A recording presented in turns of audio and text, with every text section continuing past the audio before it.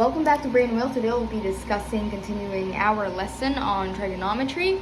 So as far as I know, we're down to understanding about the quadrantal angles. So what I want to introduce to you first is quadrantal angles, okay? So let's say we've got a Cartesian plane right over here. Yes. So with that Cartesian plane, I want you to understand that you must be able to find out what the values are from here to here. So we know that this one is 90, this one is 180, this one is 270, and this one is 360.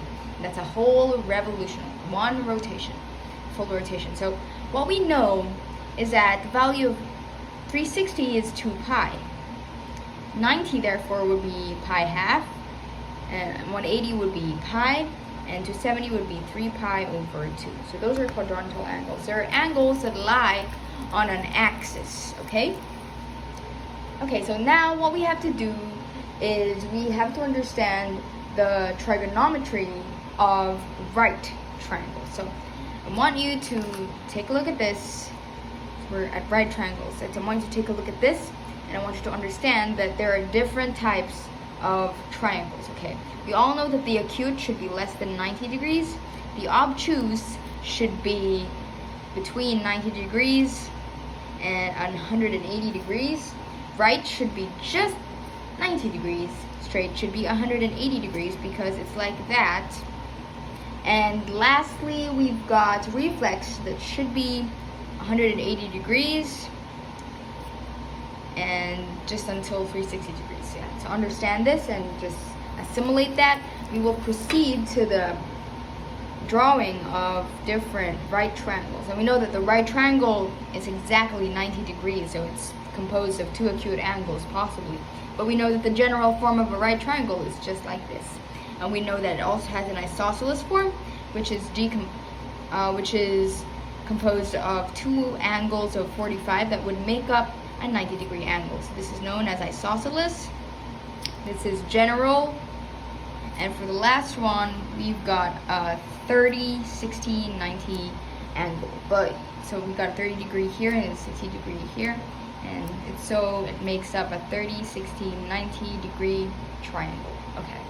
So I may have said angle earlier, but it actually meant triangle, okay? So proceeding from here, we get a really blue paper now. That's because we're really passionate about this. We're going to start with our understanding of ratios, and now we're proceeding to the next part of trigonometry, which most of you from high school have learned ratios. We know so, katoa, and we also know that they have reciprocals known as cho, sha, kao. Okay? So we know that O stands for opposite, H hypotenuse, A adjacent. But do we actually know what this means? H is the longest, okay? That's H. O is the opposite of the theta. So that's theta opposite, and adjacent is the adjacent of the theta. That's how easy it should be. Okay?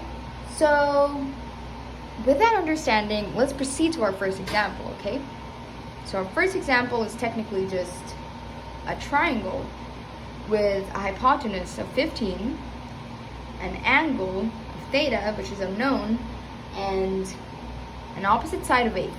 We're looking for the adjacent side. So how do we actually get this?